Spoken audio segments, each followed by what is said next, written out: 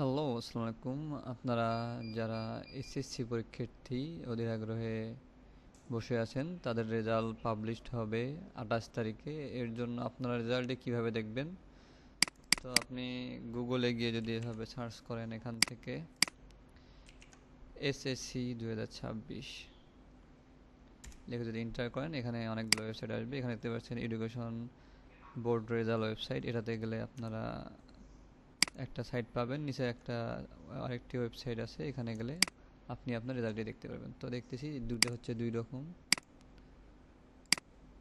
তো এখান থেকে আপনারা এখানে যদি আপনাদের বোর্ডটা, এখানে বোর্ড নেম যেহেতু দেওয়া রয়েছে, বোর্ড নেম এখানে সিলেক্ট করবেন। যেহেতু আমার দিনাজপুর সিলেক্ট করলাম।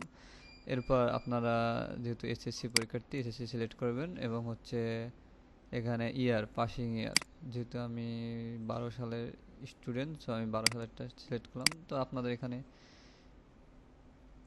26 আপনারা সিলেক্ট করবেন।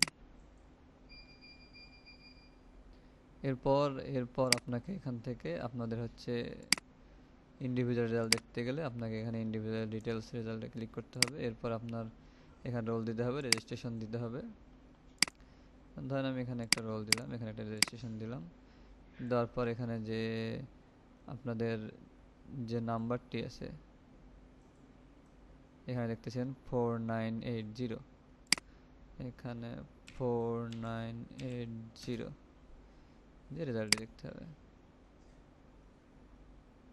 যেহেতু এখন সার্ভার জ্যাম, সেক্ষেত্রে আপনাদের একটু লোডিং হবে।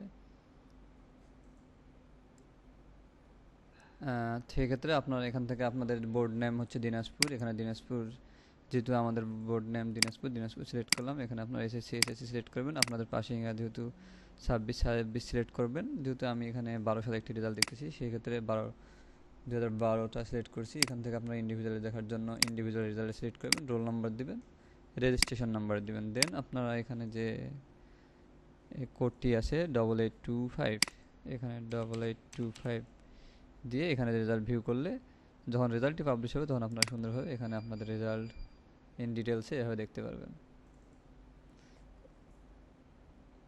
এখান থেকে আপনারা প্রিন্টও দিতে পারবেন, ডাউনলোড করে রাখতে পারবেন। তো থ্যাংক ইউ, আসসালামু আলাইকুম।